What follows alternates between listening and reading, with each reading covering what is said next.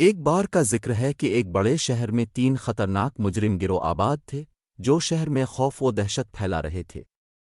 ان 3 گروہوں کے نام کالی رات، سرخ بھوت اور نیلی موت تھے۔ ہر گروہ کا اپنا الگ طریقہ کار اور مقصد تھا، لیکن ان کی حرکتوں نے شہر کے لوگوں کی زندگیاں اجیرن کر رکھی تھیں۔ کالی رات کالی رات ایک ایسے گروہ کا نام تھا جو رات کے اندھیرے میں چوری چکری کرتا تھا۔ ان کا سردار ایک ظالم اور چالاک شخص تھا جس کا نام کالو تھا۔ کالو کے پاس شہر کی بڑی عمارتوں کے نقشے تھے اور وہ ان معلومات کو استعمال کرتے ہوئے رات کو چوریاں کیا کرتا تھا۔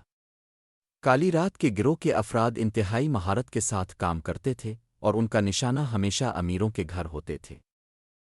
سرخ بھوت سرخ بھوت ایک گروہ تھا جو دن دہاڑے ڈکیتیوں کے لیے مشہور تھا۔ ان کا سردار ایک بے خوف شخص تھا جس کا نام لالا تھا۔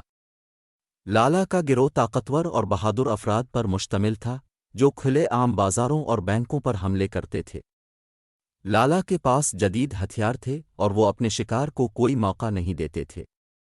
نیلی موت نیلی موت کا گروہ شہر میں سب سے زیادہ خوف زدہ کرنے والا گروہ تھا۔ ان کا سردار ایک سفاک قاتل تھا جس کا نام نیلو تھا۔ نیلو اور اس کا گروہ لوگوں کو اغوا کرتے تھے اور انہیں چھوڑنے کے لیے بھاری تاوان کا مطالبہ کرتے تھے۔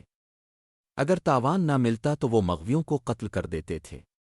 نیلو کے گروہ کی درندگی اور بے رحمی نے لوگوں کو راتوں کی نیندیں اڑا دی تھیں۔ یہ تینوں گروہ ایک دوسرے کو ناپسند کرتے تھے اور ایک دن ان کا ٹکراؤ ہونا طے ہو گیا۔ شہر کے مرکزی بینک کو لوٹنے کا منصوبہ تینوں گروہوں نے ایک ہی دن کے لیے بنایا تھا، مگر انہیں اس بات کا علم نہیں تھا کہ وہ ایک ہی دن اور وقت پر وہاں پہنچیں گے۔ جب کالی رات، سرخ بھوت اور نیلی موت کے گروہ مرکزی بینک کے سامنے پہنچے تو ان کا آمنا سامنا ہوا۔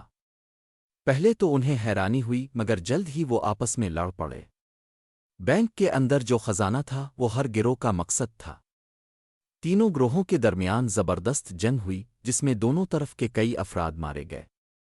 آخرکار پولیس کی گاڑیاں اس شور و غول کو سنتے ہوئے موقع پر پہنچ گئیں۔ تینوں گروہوں کے سرداروں نے فرار ہونے کی کوشش کی مگر پولیس نے انہیں گھیر لیا۔ پولیس کے ہتھیاروں کے آگے یہ گروہ بے بس ہو گئے اور ان کے سرداروں کو گرفتار کر لیا گیا۔